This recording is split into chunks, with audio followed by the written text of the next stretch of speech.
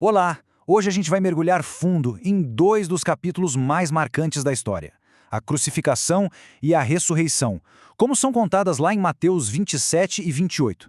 Com base nos textos e em vários comentários, vamos explorar não só o que aconteceu, mas o significado profundo por trás de cada detalhe. E olha, essa frase que uma das nossas fontes traz já dá o tom de tudo, né? Mais do que só uma sequência de fatos históricos, comentaristas enquadram esses eventos num contexto de um amor e de um sacrifício imensos. É com essa lente que a gente vai procurar entender essa história.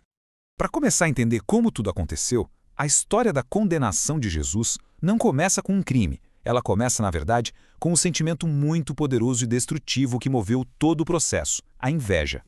E o mais curioso é que, segundo a narrativa, isso não era segredo para ninguém. O próprio governador romano Pôncio Pilatos percebeu na hora qual era a real motivação ali.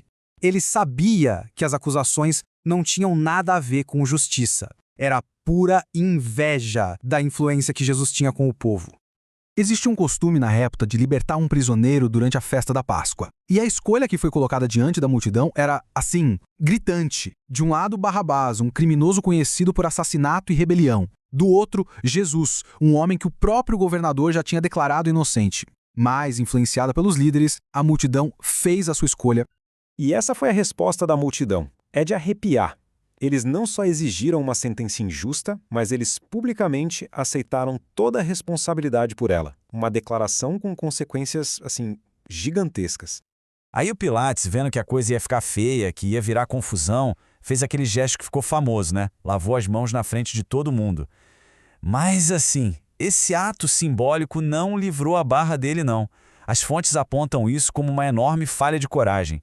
Ele sabia o que era o certo a se fazer, mas cedeu à pressão política. Bem, com a condenação selada, a narrativa segue para o seu momento mais sombrio: a crucificação. E é aqui que o texto nos mostra uma série de paradoxos, de contradições muito profundas e dolorosas. Os comentários que a gente analisou destacam bem esses contrastes. Pensa só, o sofrimento ali não era só físico, sabe? Era uma inversão espiritual completa. Cada ato de humilhação era o exato oposto de quem ele era.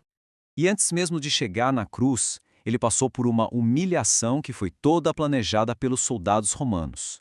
Cada passo, a roupa que colocaram nele, a coroa de espinhos, os cuspes, os golpes, tudo foi calculado para zombar da realeza que ele dizia ter. E, claro, para causar o máximo de dor possível. A crucificação em si levou várias horas, e essas horas foram marcadas por duas coisas ao mesmo tempo: a crueldade humana no seu pior e, segundo a narrativa, por sinais sobrenaturais que mostravam a gravidade daquele momento. A morte dele não foi um fim silencioso. De jeito nenhum. O texto descreve um evento que abalou as estruturas. Literalmente. A terra tremeu, o véu do templo se rasgou de cima a baixo. Foi algo tão impactante que até um centurião romano, uma testemunha que não tinha nada a ver com a história, olhou e reconheceu. Realmente, este era o Filho de Deus. E aí tudo indica que a história acabou, né? O corpo é colocado num túmulo que nunca tinha sido usado, uma pedra enorme rolada para fechar a entrada e, para garantir, ainda colocam guardas romanos vigiando. Os líderes religiosos tomaram todas as precauções. O medo deles era que os discípulos roubassem o corpo para inventar uma história de ressurreição. Para as autoridades, a vitória era certa. Eles tinham silenciado um movimento, prendido seu líder num túmulo de pedra. Fim de papo. Mas a história estava prestes a dar uma virada espetacular. Aquela pedra selada não foi o fim da história. De jeito nenhum. No primeiro dia da semana, domingo, bem de manhãzinha, aconteceu algo que abalou tudo. Tanto literalmente, com um terremoto, quanto no curso da história da humanidade para sempre. Tenta imaginar a cena.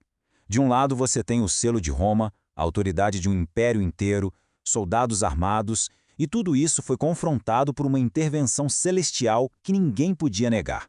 A pedra, que era o símbolo do fim, foi simplesmente removida como se não fosse nada. E isso aqui é brilhante. Mostra duas reações completamente diferentes à mesmíssima coisa. A mesma presença de um anjo que deixou os guardas treinados apavorados, como mortos, foi o que trouxe uma mensagem de conforto e segurança para as mulheres que tinham ido até lá de luto.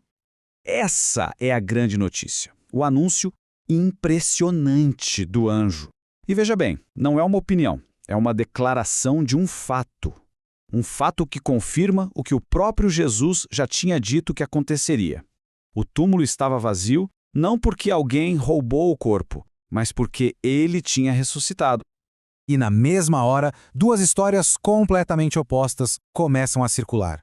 De um lado, uma versão oficial, um encobrimento comprado com muito dinheiro, uma mentira que, convenhamos, nem fazia muito sentido. Do outro lado, uma mensagem de verdade entregue por um anjo.